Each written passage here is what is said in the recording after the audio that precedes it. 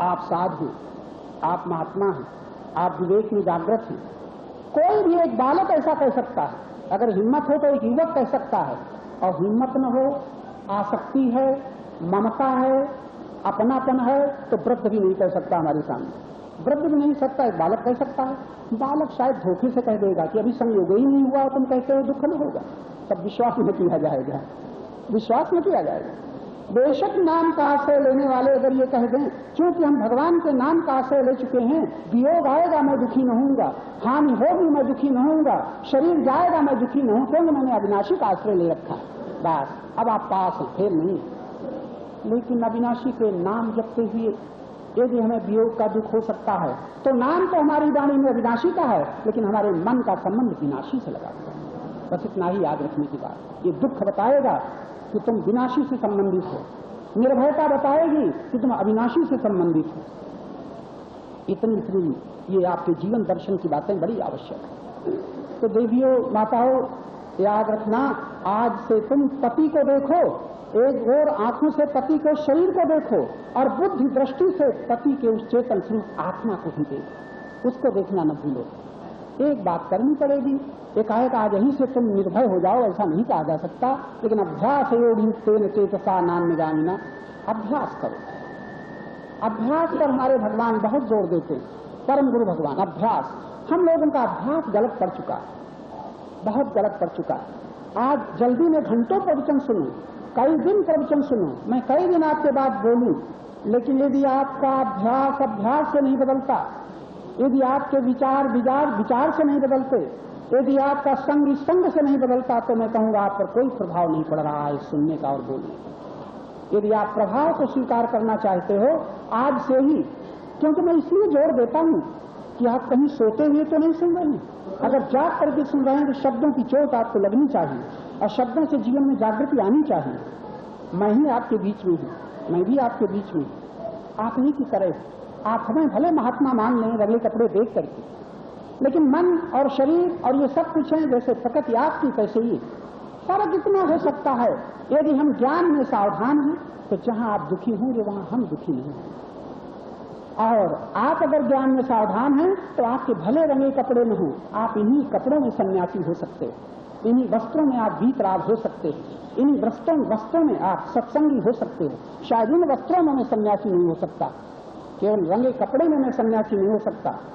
आप मुझे प्रणाम कर सकते हो, आपका लाभ होगा, आपके भीतर नम्रता बढ़ेगी, लेकिन आपका प्रणाम हमें अहंकारी बनाता चला जाएगा, आपके धन का दान हमें लोभी बनाता चला जाएगा, आपकी सेवाएं हमें आलसी और विलासी बनाती चली जाएंगी। महाराज, कोई न बचेगा, कोई माफ नहीं करेगा। हमारे रंगे कपड़ों को देख करके क्रोध डर जाए, मोह डर जाए, अभिमान डर जाए तो डरने वाला नहीं। लेकिन आप ज्ञान का सहारा ले ले तो शायद इन्हीं पोशाकों में आप सत्संगी हो सकते हैं, आप दुख रहित हो सकते हैं, आप बंधनों से छूट सकते हैं। कितनी सस्ती बात आप सुन रहे। देश बदलने की जरूरत नहीं, स्थान बदलने की जरूरत नहीं, बेशक अहंकार के परिवर्तन की जरूरत। अभी अहंकार का परिवर्तन कह रहा हूं, लेकिन आगे एक मंजिल और बहुत बड़ी है। अहंकार के परिवर्तन मात्र से काम न चलेगा, अहंकार को देखने की जरूरत है, अहंकार को देखने की। याद रखना, जब तक अशांति है तब तक अहंकार, जब तक दुख है तब तक अहंकार, जब तक भय है तब तक अहंकार। एक शब्द में अशांति ही और दुख कह दें तो शायद तीसरे शब्द की आवश्यकता नहीं।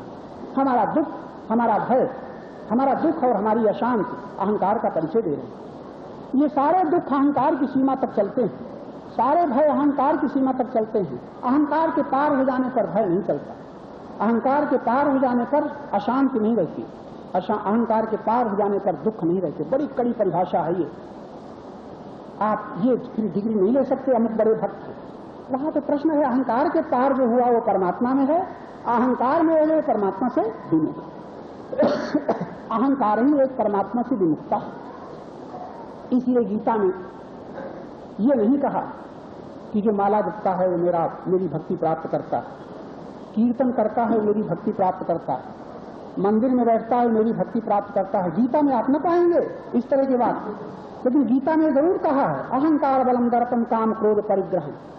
पहले अहंकार शब्द का प्रयोग किया है, फिर इसके बाद बल और दर्प और काम और क्रोध इनसे छूट करके, छोड़ करके नहीं, छूट करके, विमुच्य शब्द।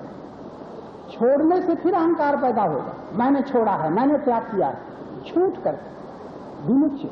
और जहां छूटाता है निर्मम, अब ममता किससे करेगा?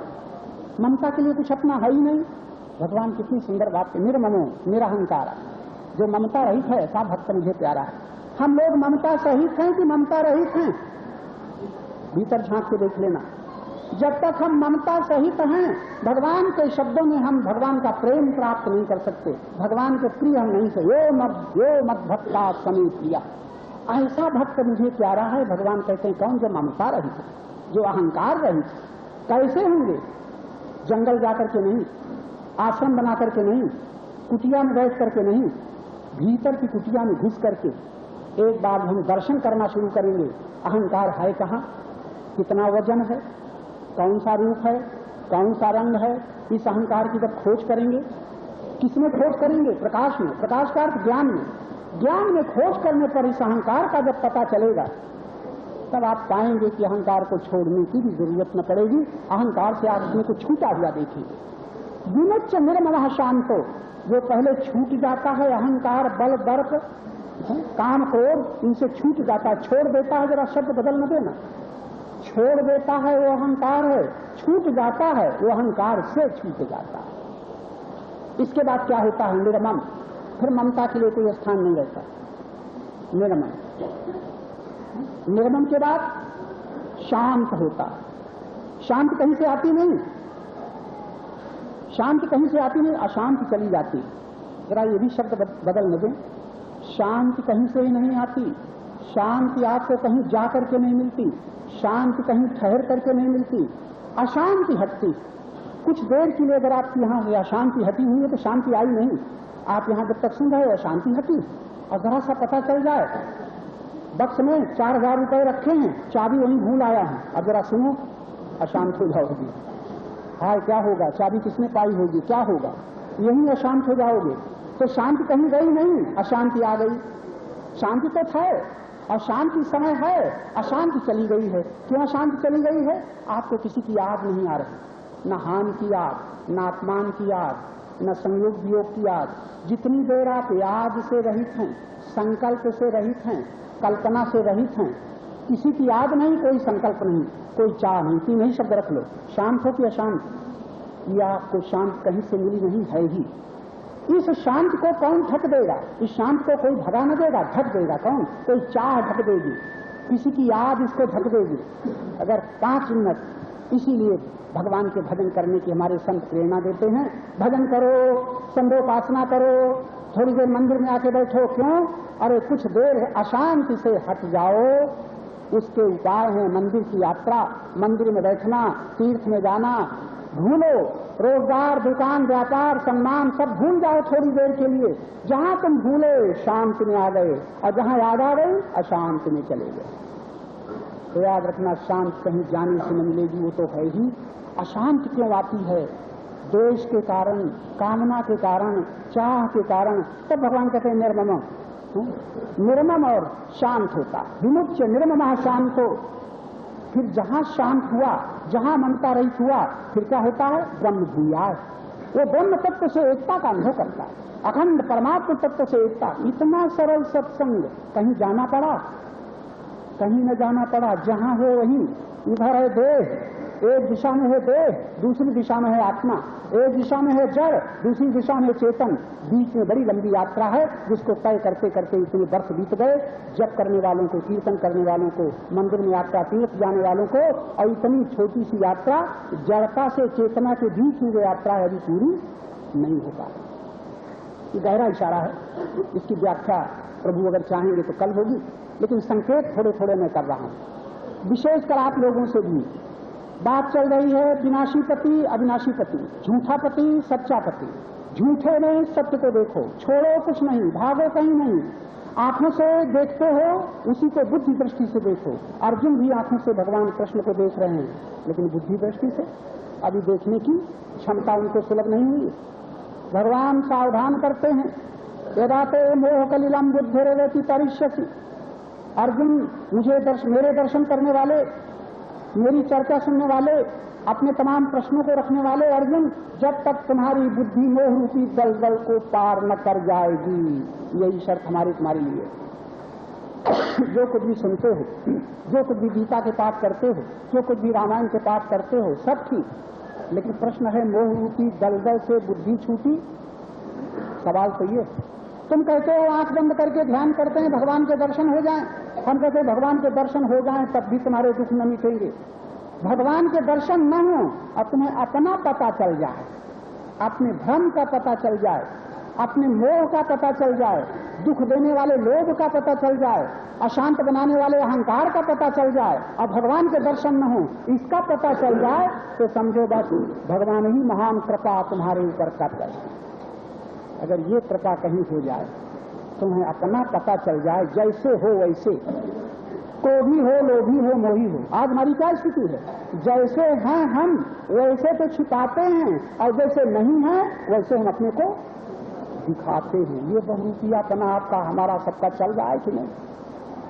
और यहाँ शर्त रखी है रामायण में, कितनी छोटी छोटी शर्तें हैं। सरल स्वभाव, मन बच कर्म छाण चतुराई।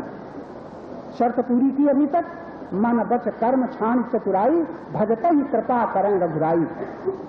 ऐसा भजन जो करता है, ऐसा जप जो करता है, ऐसा कीर्तन जो करता है, ऐसा जो सेवा करता है, कैसा मन से, वाणी से, कर्म से चतुरता कपट को छोड़ करके। आज तो हम मंदिर में भी हाथ को जोड़े हैं, प्रार्थना कर रहे हैं, तुम्हें माता च पिता तुम्हें, तुम ही माता हो, तुम ही पिता हो, तुम ही सखा हो, तुम ही बंधु हो। प्रार्थना तो कर रहे हैं, तुम्हें सर्वम मम देव देव, और जहां मंदिर से बाहर निकले अभी तुम ही सब कुछ हो और फिर हम सब कुछ हो गए। बोलो ये कपट है कि नहीं? छल है कि नहीं? चतुरता है कि नहीं? अरे हम प्रार्थना करते हुए भी अपनी चतुरता को नहीं पकड़ पा रहे हैं, नहीं देख पा रहे हैं। तब भगवान कहते हैं बुद्धि होगा धनंजय। आप सभी लोग बुद्धि योगी होकर के सत्संग में आने के बाद अगर आंखों के ही द्वारा आपने दर्शन किए, कानों के द्वारा ही आपने सुना और मन के द्वारा आपको कथा बड़ी अच्छी लग गई, मन के द्वारा आपको कथा अच्छी लगती कि नहीं? हमारे राम किंकर जी जैसे उद्धत महारथी कथा के मर्मज्ञ, तो आपको कथा अच्छी लगती है कि नहीं? ये रामायण आपने घर में पढ़ी है कि नहीं? रामायण में राम है कि नहीं, रावण है कि नहीं, शब्द है कि नहीं, अर्थ है कि नहीं? कथा क्यों अच्छी लगी? इतनी सुंदर व्याख्या आपके सामने की गई, बड़े सुंदर इशारे। आपको याद रहता है? कथित याद आएगा? कथित याद आएगा कि नहीं? लेकिन कथित जो चर्चा कर रहा है, ये कथित की चर्चा है कि भगवान के ज्ञान की? क्या ये कथित जो बोल रहा है कथित की बात है कि भगवान के ज्ञान में आप देख रहे हैं? मैं सावधान करता हूं, आप व्यक्ति में अटक जाते हैं, व्यक्ति के सत्य तक नहीं पहुंच पाते हैं। सारा संसार भगवान कहते हैं इच्छा द्वेष समुत्थेन द्वंद्व मोहेन, ये सारा जगत द्वंद्व से मोहित हो रहा है। आपको सावधान करता हूं, जिस समय आप भगवान की कथा सुनते हैं और कथा में किसकी ओर इशारा किया जा रहा है? कथा के राम की ओर ना। उस दिन से आपको राम को देखना चाहिए कि बार बार उसी में लौट करके हम कथा सुनाने वालों की ओर देखना चाहिए। लेकिन कथा सुनाने वालों के आप थोड़े मोही बन जाते हो, थोड़े, वो भी पूरे नहीं। पूरे होगे अपने पुत्र के, माता पिता के मोही, थोड़ा हमें मान दे दोगे, थोड़ा हमें धन दे दोगे। और भगवान के प्रेम कथा सुनने वालों को होता है, यदि होता है तो तुम्हारा राम तुमसे दूर है, तुम्हारा राम कोई रिश्वत लेता है, कोई भेंट देनी पड़ेगी। कथा सुनने वाले भी चूक जाते हैं, अटक जाते हैं। जो अटक जाता है मूढ़, विमूढ़ा नाम पश्यन्ति ज्ञान चक्षुषा। आपका मन कहीं अटक जाता है, आपकी बुद्धि कहीं अटक जाती है, अहंकार अटका हुआ है, जहां तक अटका हुआ है मूढ़ता है। इस मूढ़ता को पार करने पर दर्शन का द्वार खुलेगा। मैं साधकों को केवल सावधान कर रहा हूं, सजग हो जाओ, सजग होकर के अपना निरीक्षण करो। रामायण की एक चौपाई कह करके हम समाप्त करेंगे। रामायण में ये नहीं कहा दर्शन करो।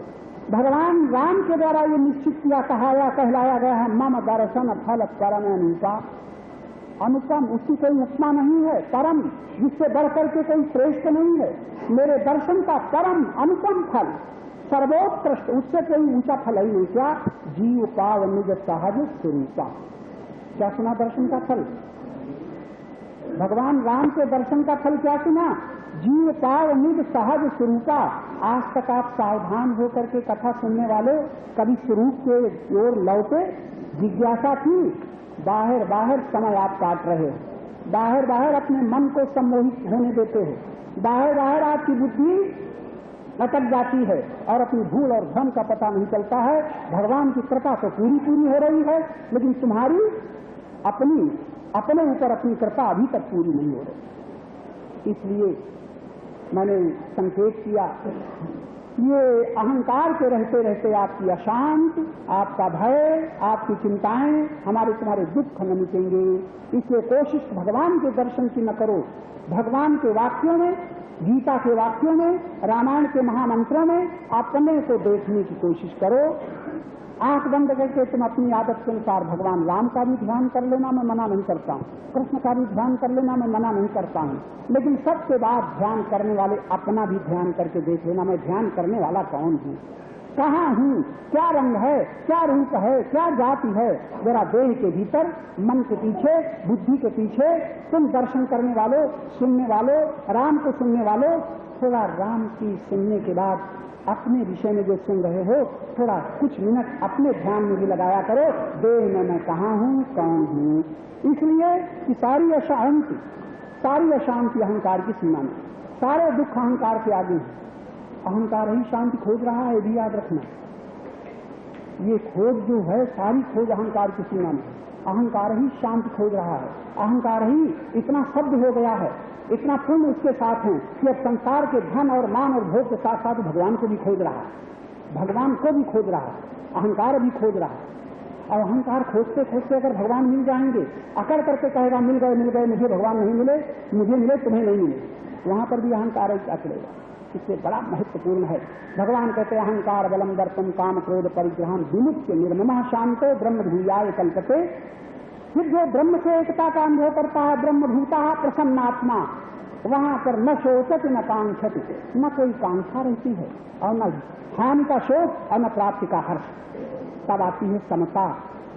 निर्ममः शांतो प्रसन्नात्मा, ब्रह्मभूता प्रसन्नात्मा, न शोचति न कांक्षति। शुभाशुभ परित्यागी, अशुद्धि है शुद्धि है लेकिन संग नहीं। तब कहते मद भक्ति लभते कराम। ये भगवान की बात है। ऐसा साधक मेरी भक्ति प्राप्त करता है। और तुम्हारी क्या शर्त है? तुम कैसे भक्ति प्राप्त करना चाहते हो? जप की संख्या की बदौलत, कीर्तन की अवधि की बदौलत, अखंड पाठ की बदौलत, किसी मंदिर की बदौलत, कुछ केवल श्रवण की बदौलत, बड़े अच्छे। इतना सौभाग्य कम सौभाग्य नहीं है, लेकिन इशारा है अटक गए हो। जरा भगवान की बातों को ध्यान से सुन लेना। चल पड़े हो तो रुक न जाना, ठहर न जाना, और थोड़ा कोशिश करके प्रयत्न करना ताकि आप जहां होना है वहां आप हो जाएं, जो देखना है उसे आप देखने लग जाएं। बस इतनी कोशिश करना। श्रवण का संबंध, सुनने का संबंध यदि कानों से ही होता है और सुनने के बाद यदि मन लग जाता है तो वो सुनना भी भोग हो जाता है। इंद्रियों के द्वारा जो कुछ भी हमें प्रिय लगेगा वो सब भोग हो जाएगा।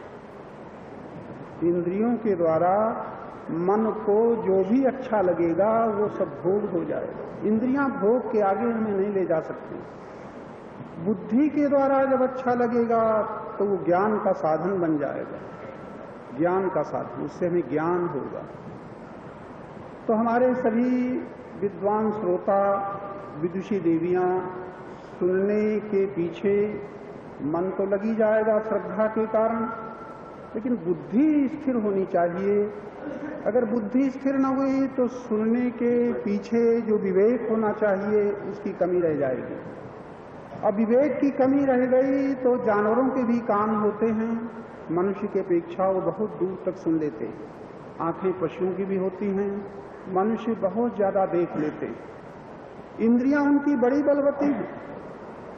पशुओं के समान अगर मनुष्य की इंद्रियों में शक्ति प्राप्त हो जाए तो वो सिद्ध महात्मा कहा जाएगा। पशुओं की इंद्रियों की ताकत, पशुओं के समान इंद्रियों में अगर किसी मनुष्य में बल आ जाए तो सिद्ध महात्मा कहा जाएगा। मेढक बड़ा सिद्ध, 6-6 महीने जमीन में गड़ा रहता है, सिद्ध। अगर कहीं महात्मा 6 महीने बाद निकले तो आप क्या कहोगे? दुनिया दौड़ पड़ेगी उसकी पूजा के लिए।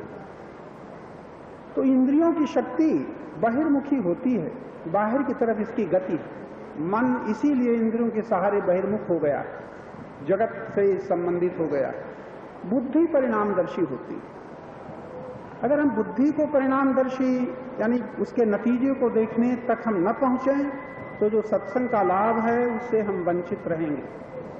अहंकार अकड़ेगा कि मैं 20 बरस से 12 बरस से सत्संग कर रहा हूं। अहंकार को तो कुछ करने का बस चाहिए।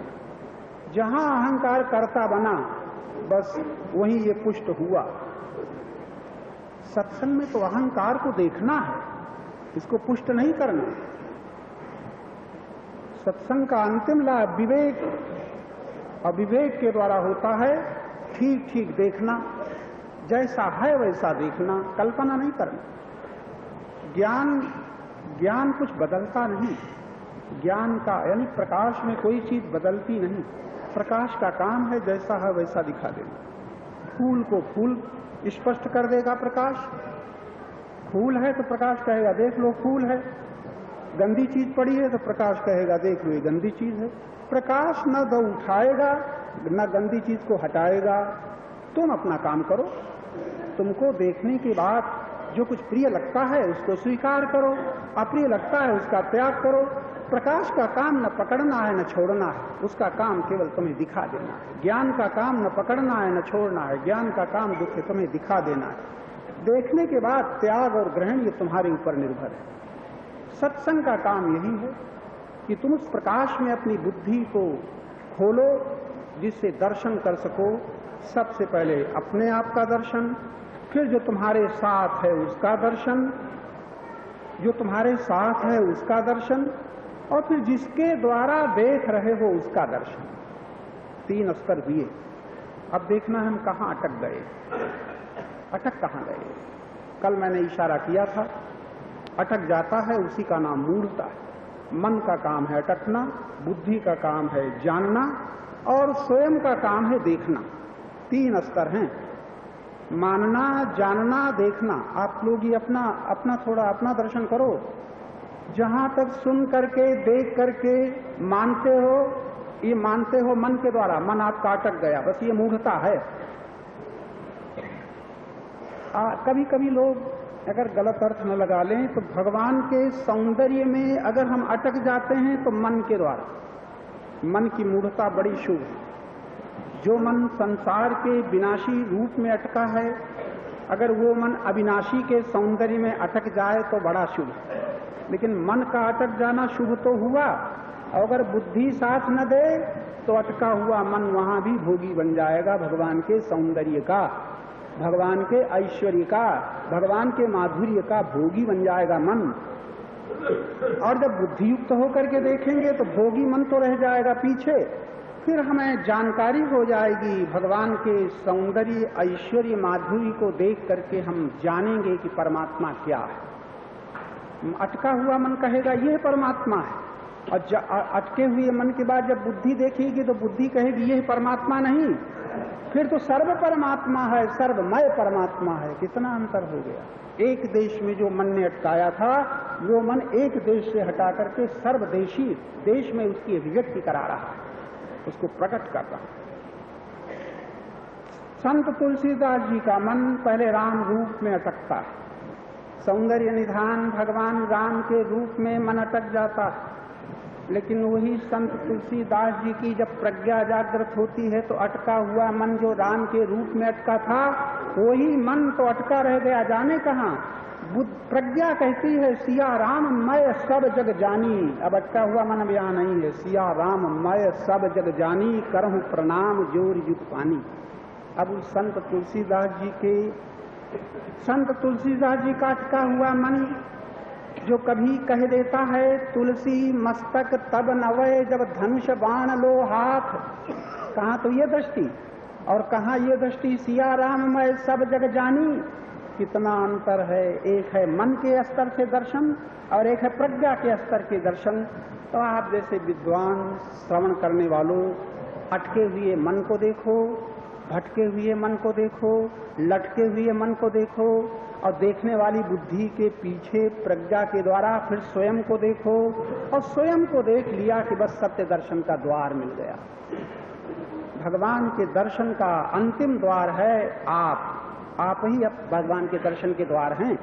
इसके पहले तीर्थ हैं, इसके पहले मंदिर हैं, इसके पहले महात्मा हैं।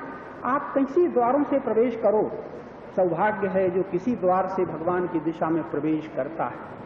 लेकिन अंतिम द्वार याद रखना, अंतिम दर्शन का द्वार बाहर न रह जाएगा, फिर ये मंदिर न रह जाएगा, फिर मूर्ति न रह जाएगी, फिर तो अंतिम दर्शन के द्वार स्वयं अपने आप को आप पाएंगे।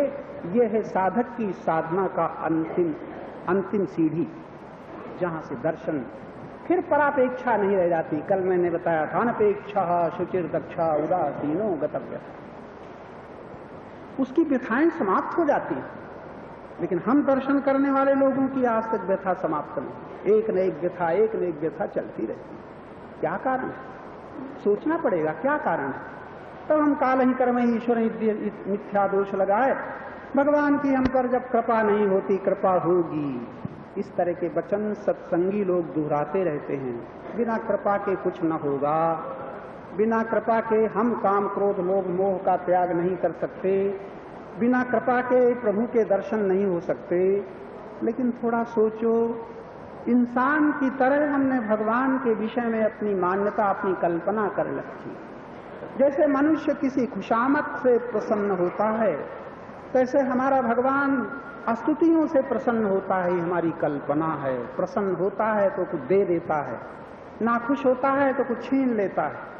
ऐसा भी है, ऐसा भी भगवान है जो छीनता है, ऐसा भी भगवान है जो देता है।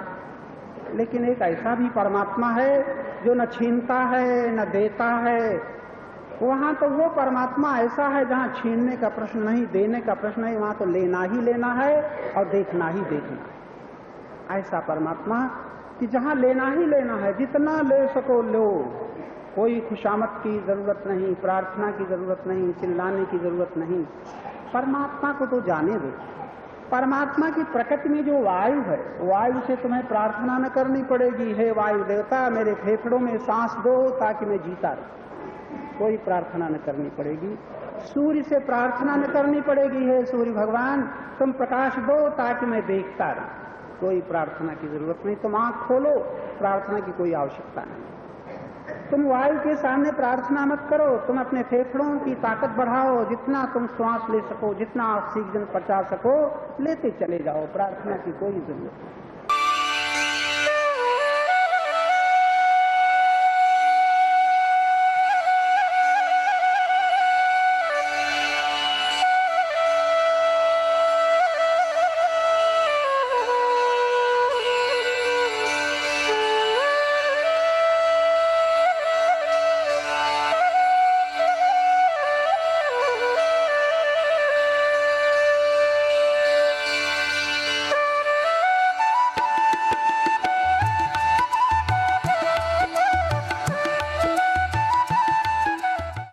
जब न रहे 6-6 महीने सोते थे। कुंभकर्ण जब मारे गए तो कुंभकर्ण की पत्नी को बड़ा दुख हुआ, सामने हाथ जोड़ करके खड़ी हुई, महाराज हम पति के साथ रहती थी, हमारे पति न रहे तो निद्रा देवी कुंभकर्ण की पत्नी थी। तो निद्रा देवी ने भगवान से प्रार्थना किया, महाराज हमारे रहने का स्थान बताओ। भगवान बड़े परेशान हुए, कहाँ बतावें स्थान, निद्रा देवी को स्थान बतावें। लेकिन अब प्रार्थना कर रही है तो भगवान के द्वार से कोई विमुख लौटना तो है नहीं। कह दिया था तुम ही स्थान चुन लो बाबा, जहाँ चाहो वहाँ रहो, हम तो बता नहीं पाएंगे। कहा अच्छा तो प्रभु बड़ी अच्छा, जहाँ चाहो वहाँ रहो, अब मुझे मौका मिल जाएगा, जहाँ आपकी कथा होगी, जहाँ आपका सत्संग होगा, वहाँ आपके हमें आपकी चर्चा का सुनने का मौका मिलेगा। किसी के ऊपर हम सवार हो जाएंगे, आपकी कथा सुनेगी। निद्रा देवी आने का मतलब है कुंभकर्ण की पत्नी तुम्हारे पार आ गई है, और वरदान उसे मिला है सत्संग में, निद्रा देवी किसी न किसी के ऊपर जरूर आनी चाहिए।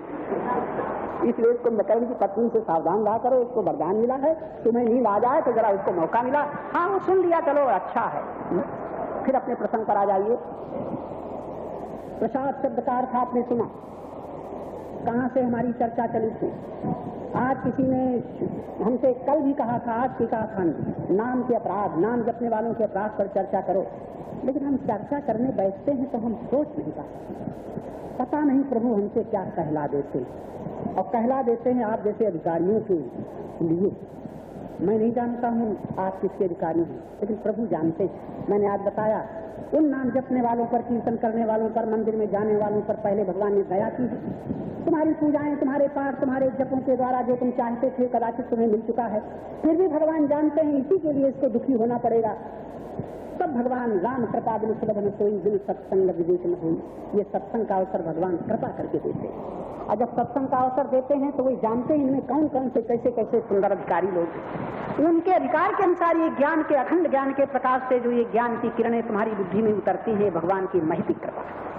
तो मैं नहीं सोचता हूं मैं क्या कहूं, वो तो भगवान जानते हैं क्या कहना चाहिए, किसके लिए क्या आवश्यक है। तो ना मालूम कौन सी चर्चा किसके लिए उतर रही है। ज्ञान के प्रकाश में अपने जीवन का अध्ययन कर रहे हो, इसलिए मैं प्रेरित होकर के बोलता हूं। मैं विद्वान नहीं हूं, मैंने वेद नहीं पढ़े, मैंने शास्त्र नहीं पढ़े नहीं सच मानो, लेकिन पढ़े नहीं इसलिए कहीं कल से आना ना बंद कर देना कि बेवकूफ के पास क्या जाए जो पढ़ा लिखा नहीं है।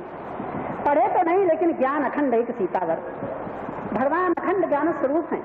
जब हम उनसे संबंध जोड़ लेते हैं तो हम पढ़े हो या ना पढ़े हो, हमें तो वो प्रकाश चाहिए। वो प्रकाश हमारे बीच में उतरता है, उस प्रकाश में अपने जीवन का, भूल का, भ्रम का, ज्ञान का हम दर्शन करें, बस यही पर्याप्त है। तो ये भगवान की तुम्हारे ऊपर पहले तो हो रही है दया। जितना भैया आप सुखी हो, बाबू लोगों, माताओं, देवियों, जितना आप सुखी हो, बेईमानी मत करो। ये सारा सुख भगवान की दया से तुम्हें मिल रहा है। अब तुम्ही को नहीं, पशु पक्षी की पतंग जहाँ सुखी है सब उसकी दया। प्रत्येक मनुष्य की जितनी शक्ति होती है उतने ही उसे कर्म करने की क्षमता होती है। शक्ति के अनुसार मानव कर्म कर सकता है, लेकिन यदि विवेक न हो, ज्ञान न हो, तो चाहे जितनी शक्ति हो, पशु के पास बहुत शक्ति है, मानव के पास उतनी शक्ति नहीं है। लेकिन बड़े बड़े हाथी को, शेर को, जंगली जंतुओं को छोटा सा मनुष्य अपने कब्जे में कर लेता है, शक्ति के बल पर नहीं, बुद्धि के बल पर। और आजकल तो बुद्धि का इतना महान चमत्कार चारों ओर से दिख रहा है, बहुत बड़ा चमत्कार, कि आप लोग कम से कम सुनते और पढ़ते रहते हैं। लेकिन हमारी सबकी जितनी बुद्धि है वहीं तक हम संभाल पाते हैं। हर एक मनुष्य का कार्य क्षेत्र और कार्य क्षेत्र की व्यवस्था ये साबित कर देती है कि इसकी योग्यता कितनी है। विद्वानों के लिए बड़ा महत्वपूर्ण संदेश है कि किसी को खेत मिला हो, क्षेत्र मिला हो, क्षेत्र और खेत एक ही बात है। जैसे किसी को जमीन मिली हो और व्यवस्था न कर पाए, बंजर जमीन पड़ी रहती है बरसों।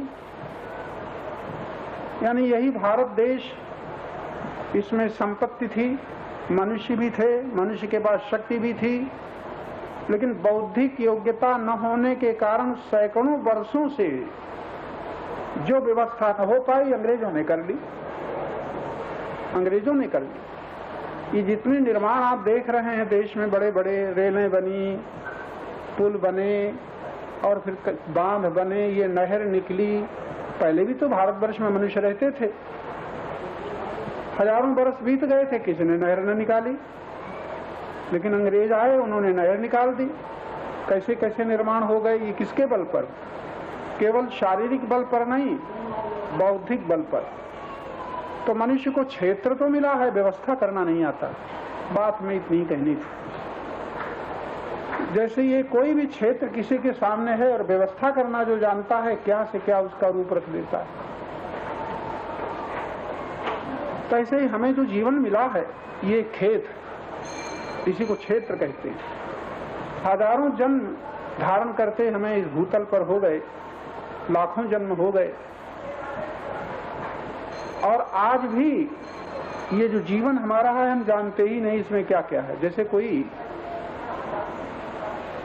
ऐसा समय था कि जहां कोयले की खानें हैं, वहां लोगों को कोयला का पता न था। बहुत ऐसी जगह हैं जहां पर लोहे का पता न था, ये पेट्रोल का पता न था। ये कब से पता चल गया? क्षेत्र मिला था सबको, लेकिन पता न था, व्यवस्था न कर पाए। दृष्टांत इसलिए दे रहा हूं, इसी तरह हमारे जीवन में कौन कौन खाने छिपी हुई हैं। हजारों वर्ष रहते मनुष्य को हो जाएंगे और भूमि में जो खाने छिपी हैं उनका पता न चलेगा। अब तो ऐसे ऐसे यंत्र हो गए कि अगर सोना जमीन में है तो मशीन के द्वारा पता लगा लेते। बताइए क्या है? मनुष्य ही की तो अकल है कि कोई वरदान है? यानी ऐसे ऐसे यंत्र हो गए कि जो जमीन में छिपी हुई चीजों का पता लगा लेते हैं।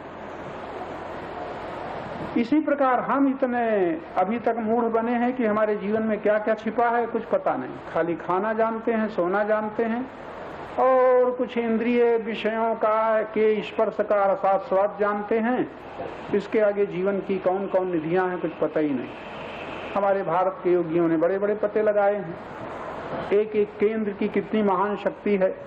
हमारे भीतर एक एक स्टेशन, एक एक केंद्र किन किन लोगों से संबंध रखता है और उन लोगों की शक्ति किस प्रकार प्राप्त की जा सकती है और उस शक्ति के द्वारा कितनी सुविधाएं प्राप्त की जा सकती हैं।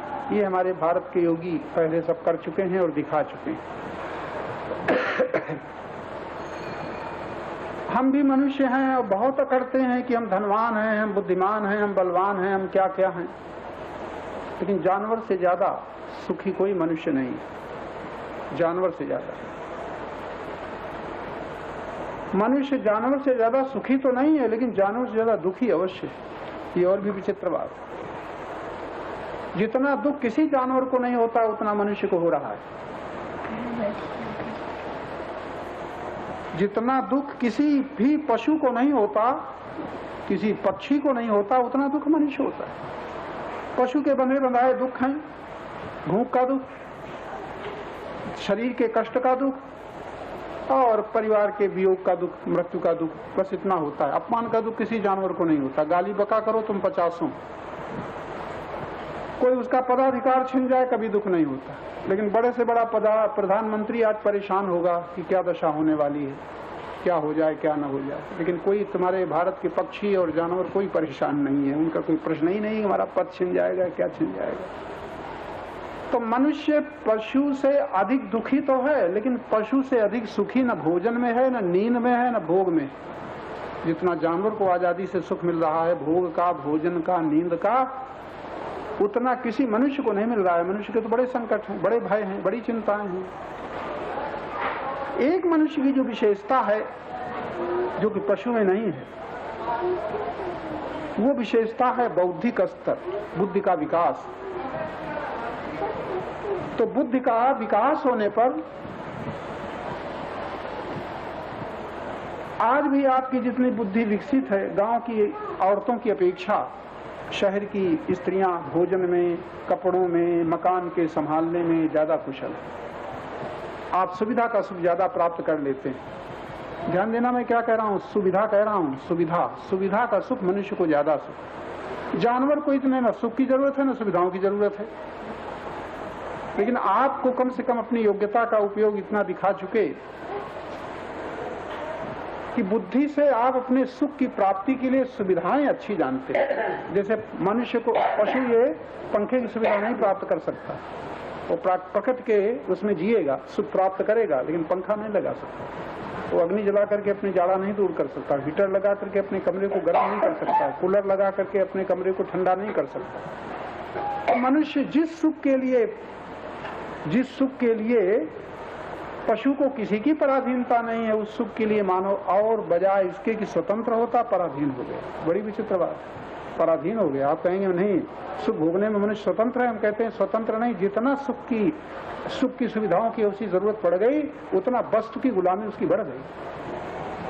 पहले आपका बिजली के बिना काम चल जाता था, पंखे के नाम चल जाता। यहाँ बिजली न थी, कभी ये पंखे न थे, कभी कूलर न थे, और अब आप स्वतंत्र हैं कि परतंत्र। जितनी सुविधाएं मनुष्य की बढ़ती चली जा रही हैं, उतना मनुष्य उन वस्तुओं के, परिस्थितियों के, सामग्री के पराधीन होता चला जा रहा है। और फिर भी कहता है मैं मनुष्य बड़ा आजाद हूं, बड़े मजे से सुख भोग रहा हूं, लेकिन वो नहीं जानता सुख की दास्तान में उसका जीवन गुलाम बन गया है। ये सब पता ज्ञान से चलता है। पशु में ये ज्ञान नहीं कि अपने बंधन को जान सके, पशु में ये ज्ञान नहीं कि अपने बंधनों से मुक्त हो सके, लेकिन मनुष्य की विशेषता है उसमें बंधन को जान सकता है, बंधन से मुक्त भी हो सकता है। ये विशेषता मनुष्य की है। मनुष्य दुख को तो भोगता है और पशु भी भोगता है, लेकिन मनुष्य की विशेषता है वो दुख के कारण को जान सकता है और दुख निवृत्ति के साधन को भी जान सकता है, दुख निवृत्ति भी कर सकता है। आज हम में यही कमी है कि हम दुखी तो होते हैं लेकिन दुख को दूर नहीं कर पाते। यदि कोशिश करते हैं कि दुखी न रहे। आप कोई ऐसा व्यक्ति नहीं जो दुख को दूर करने की कोशिश न कर रहा हो, लेकिन बुढ़ापे तक कोशिश करते करते मर जाता है और अंत में दुख ही में मरता है, दुख को दूर नहीं कर पाता। यहाँ पर हम कहेंगे कि बुद्धि की कितनी कमी है। मनुष्य सुख को सुरक्षित तो नहीं रख सकता। आप लोग सदा सुख को बनाए रहो ये तुम्हारे बस की बात नहीं है, लेकिन दुख से बच जाओ ये तुम्हारी बस की बात है। ये मनुष्य की बड़ी खूबी है कि दुख से बच सकता है। संयोग बना रहे तुम्हारे बस की बात नहीं, लेकिन वियोग तो आएगा ही। वियोग का दुख न हो ये तुम्हारे योग्यता पर निर्भर है। वियोग को नहीं रोक सकते, लेकिन वियोग के दुख से बच सकते हो। अगर आज की चर्चा में ये तुम्हारी समझ में आ जाए तो आपका आना सार्थक। नहीं तो कितनी कथाएं सुना करो, कितने रामायण सुना करो, कितने भागवत के सप्ताह सुना करो, और सुना करो भागवत सप्ताह सुनने से मुक्ति मिल जाएगी, लेकिन मुक्ति मिली मिली दिखाई नहीं देती किसी को। सप्ताह तो पूरे हो जाते हैं, तो क्या भागवत में गलत लिखा है? गलत नहीं लिखा, तो फिर मुक्ति क्यों नहीं मिलती? जैसे सुनना चाहिए वैसे सुनने की योग्यता लोगों में नहीं है। जो शर्तें हैं वो पूरी नहीं कर पाते। भजन का फल है लेकिन भजन की शर्त पूरी नहीं कर पाते। पूजा लोग करते हैं, पूजा बुद्धिपूर्वक विवेक पूर्वक पूजा नहीं करते, विवेक पूर्वक भजन नहीं करते, विवेक पूर्वक ध्यान नहीं करते, विवेक पूर्वक आराधना उपासना नहीं करते। अरे और तो कहाँ तक है, विवेक पूर्वक भोजन करना भी नहीं जानते। और कौन करे? भोजन करने वाले ही ज्यादा बीमार होते हैं। इतना भोजन कम करने वाले या भोजन जिनको अच्छा नहीं मिलता वो इतने बीमार नहीं होते जितना बढ़िया भोजन करने वाले हमारे सेठ लोग बीमार होते हैं। तो आज तो हम लोगों में भोजन करने का भी विवेक नहीं, तो और बातों की कौन कहे। फिर घर में रहना, परिवार में रहना, प्रतिकूल परिस्थितियों में रहना, अनुकूल परिस्थितियों में रहना, दोनों का विवेक। अनुकूल परिस्थिति में किस विवेक पूर्वक रहें ये मानव का सौभाग्य है, लेकिन विवेक नहीं है तो अनुकूल परिस्थिति का भोगी तो बनता है, लेकिन अनुकूल परिस्थिति का सदुपयोग नहीं कर पाता। प्रतिकूल परिस्थिति में दुख तो भोगता है, लेकिन प्रतिकूल परिस्थिति में विवेक पूर्वक उसका सदुपयोग नहीं कर पाता। ये मानव का सौभाग्य है। चाहे जैसी परिस्थिति आएगी, परिस्थिति कहते हैं भाग्यानुसार जो आता है अपने आप संयोग तो अपने आप वियोग। कभी कभी अनायास लाभ तो अनायास हानि, कभी बिना चाहे सम्मान तो बिना चाहे न चाहते हुए भी अपमान। इस तरह से जो अपने आप प्रारब्धानुसार आ जाता है इसको परिस्थिति कहते हैं। इस परिस्थिति को कोई मनुष्य टाल नहीं सकता। पता नहीं कब कैसी परिस्थिति आ जाए। और इंसान के नहीं, भगवान के सामने ऐसी परिस्थिति आई, भगवान के सामने ऐसी परिस्थिति आई। बड़ी भयानक परिस्थिति भगवान के सामने थी। जिनका आप नाम जपते हो, कीर्तन करते हो, मंदिरों में दर्शन करने जाते हो, उनके सामने भी बड़ी भयंकर परिस्थिति आई जो हर एक आदमी के सामने नहीं आती। बड़ी सुखद परिस्थिति राम के सामने थी। इतनी सुखद, राज्य तिलक होने वाला है, क्या कहना है, महान हर्ष का विषय है। लेकिन उस समय भगवान का पता चलता है, उनको राज्य तिलक का संवाद सुन करके इसके पहले जितने वो प्रसन्न थे उस प्रसन्नता में कोई फर्क नहीं पड़ा। वैसे ही अपना प्रसन्न है, दुखी भी न थे लेकिन हर्ष से उछलते भी न थे। लेकिन एक आदमी राज्य तिलक का संवाद सुने तो क्या, कैसी रात बीतेगी, कैसे दिन बीतेगा, क्या उल्लास होगा। तो इस तरह से राम के सामने जब राज्य तिलक का संवाद सुनाया जाता है कोई हर्ष नहीं होता। प्रसन्न हैं, ये नहीं कि वो शोक मनाते हैं, दुखी हैं, खिन्न हैं, उदास हैं, सो बात नहीं। अपने आप जितने प्रफुल्लित उनका मुख है उससे कोई फर्क नहीं पड़ता। और कुछ ही समय बाद उनको 14 वर्ष का वनवास सुनाया जाता है, उस प्रसन्नता में तब भी फर्क नहीं पड़ता। ये है परिस्थिति का सत्योग। भगवान राम बताते हैं कि हम परिस्थिति को नहीं रोक सकते, वो तो आएगी ही, पता नहीं कब किस समय कैसी आ जाए। तो परिस्थिति को तो नहीं रोक सकते, लेकिन उसका सदुपयोग कर सकते हैं। सुखद परिस्थिति में बड़ी सुंदरता से सेवा कर सकते हैं। सुख में सेवा न करेगा तो कोई दुख में सेवा करेगा। सुख के दिन तो लोगों को भोगे में निकल जाते हैं, मौज और मजा में निकल जाते हैं, भूल जाते हैं, इतने दीवाने हो जाते हैं, इतने अंधे हो जाते हैं। जवानी का सुख, धन का सुख, सम्मान का सुख, प्यार का सुख, अधिकार का सुख। देखो आज की दुनिया सुख के पीछे कितना पागल है, किसी कुछ सुझाव ही नहीं पड़ता। आजकल तो विवाह होते हैं, हम सुख की परिस्थिति का उपयोग क्या करते हैं। आजकल एक चलन बन गई है, विवाह हुआ तो चलो कश्मीर घूमेंगे। बड़े गौरव के साथ माता पिता कहते हैं बहू और लड़का कश्मीर गया है, नैनीताल गया है, शिमला गया है, विवाह होते ही ये जाता है, ये बड़ा गौरव माना जाता है। क्या है मनुष्य कितना दरिद्रता का परिचय दे रहा है। इतना भी वजन नहीं रह गया है कि इतने सुख के पीछे अपने को न दबा दे, गौरव मानता है। बजाय कि इस परिस्थिति में सेवा करता, धन का सदुपयोग करता, बल का सदुपयोग करता, बड़ी गंभीरता पूर्वक शांत और गंभीरता का पाठ पूरा करता, लेकिन मानव को होश नहीं है, क्योंकि विवेक नहीं। अब क्या दशा है, मनुष्य दरिद्र होता चला जा रहा है, अभिमान बढ़ता चला जा रहा है, दरिद्रता बढ़ती चली जा रही है, इच्छाएं बढ़ती चली जा रही हैं, वस्तु की दास्ता बढ़ती चली जा रही है, व्यक्ति की गुलामी बढ़ती चली जा रही है। वो कहता है मैं आजाद।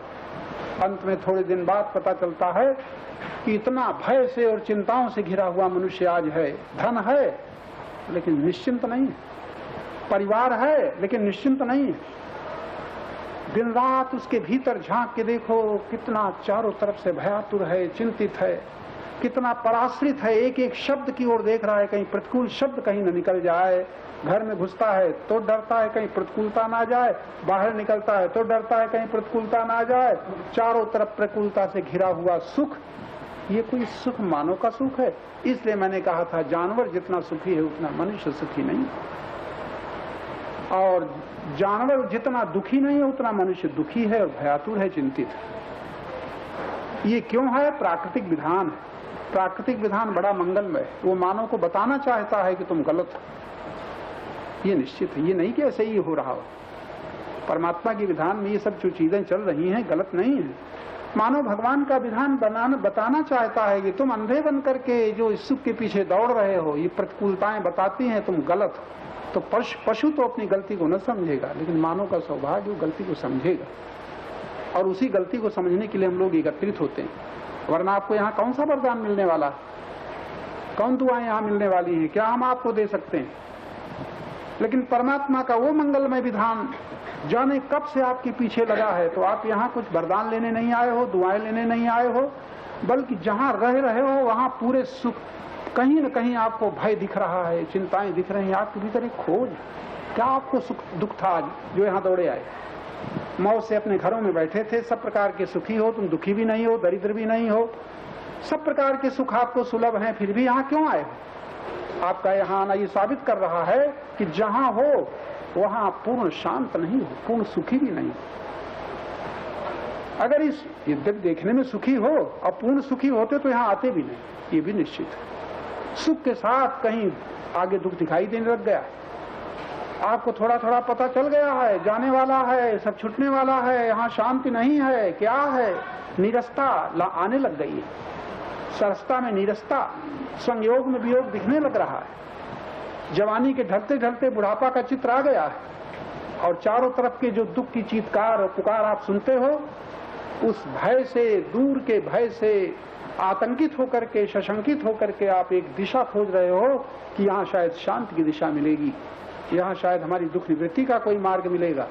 इसलिए सुखी होते हुए भी आप इतने आगे जागृत हो कि आप यहाँ आए हो कोई खोज करने, और खोज धन की नहीं, मान की नहीं, भोग की नहीं, आप शांति की खोज में यहाँ आए, दुख की निवृत्ति की कोई उपाय सोचने यहाँ आए।